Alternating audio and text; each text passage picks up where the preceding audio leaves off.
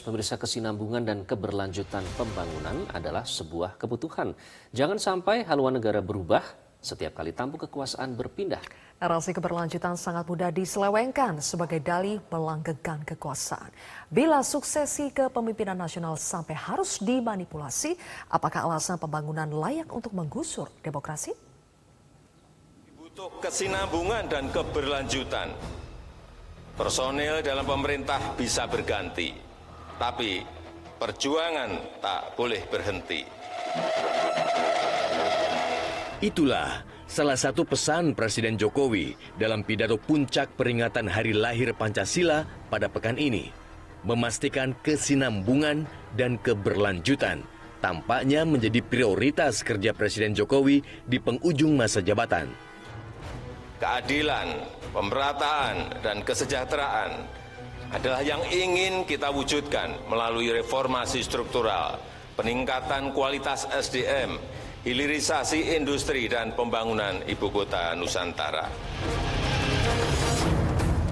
Beberapa bulan belakangan, Presiden Jokowi terus menggaungkan narasi kesinambungan dan keberlanjutan. Berbagai manuver politik dilakukan dengan alasan untuk mengamankan legasi Jokowi di masa depan. Parpol koalisi pun diorkestrasi agar sikap politik menopang ambisi Jokowi. Hal-hal yang berkaitan dengan komitmen kebangsaan dan juga keberlanjutan pembangunan ke depan. Narasi kesinambungan dan keberlanjutan awalnya dilihat sebagai sebuah kewajaran. Narasi itu dianggap sebagai aspirasi seorang bapak bangsa yang ingin mensejahterakan rakyatnya. Capaian-capaian pembangunan dan tantangan-tantangan ke depan.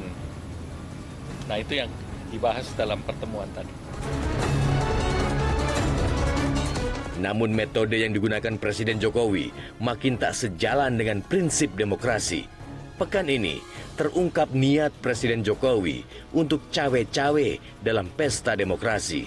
Saat bertemu sejumlah pemimpin redaksi di istana, Presiden Jokowi menjelaskan motivasi politik cawe-cawenya, yaitu untuk memastikan presiden berikutnya mampu meningkatkan kesejahteraan rakyat Indonesia.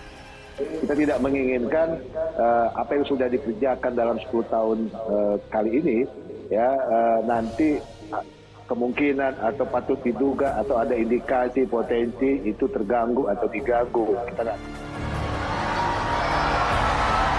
Jokowi menjadi presiden pertama Indonesia yang turun tangan untuk menyiapkan penggantinya. Dengan dalih untuk kepentingan negara, Presiden Jokowi melegitimasi berbagai manuver politiknya. Padahal ada alasan kuat mengapa Presiden diminta menjauhi kepentingan politik sesaat.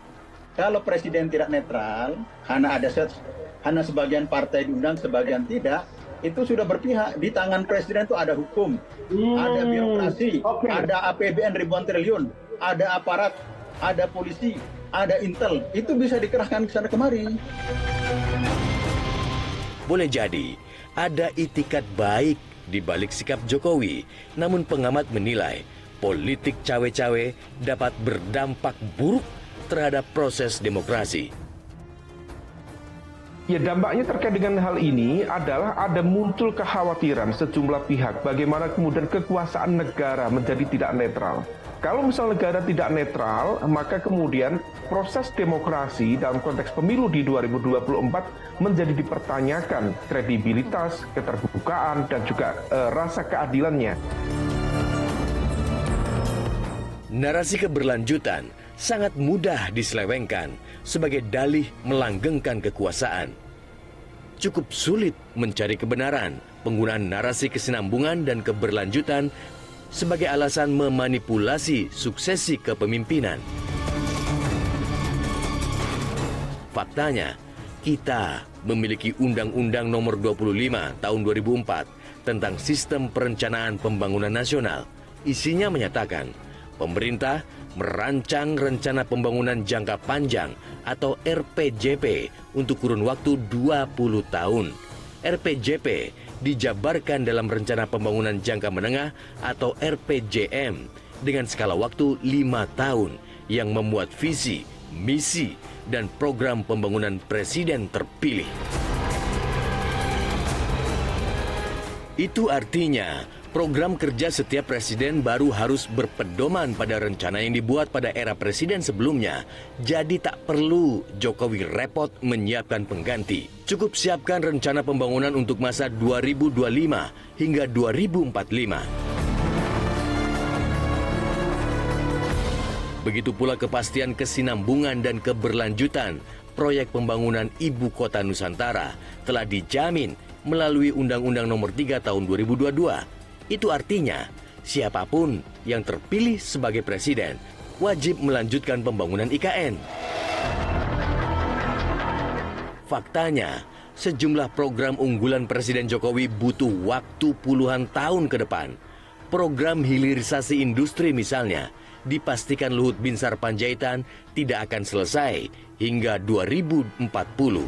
Sedangkan program transisi energi untuk mencapai net zero emission ditargetkan baru tercapai pada 2060. Begitu pula pembangunan IKN yang dibagi dalam 3 tahap hingga 2045.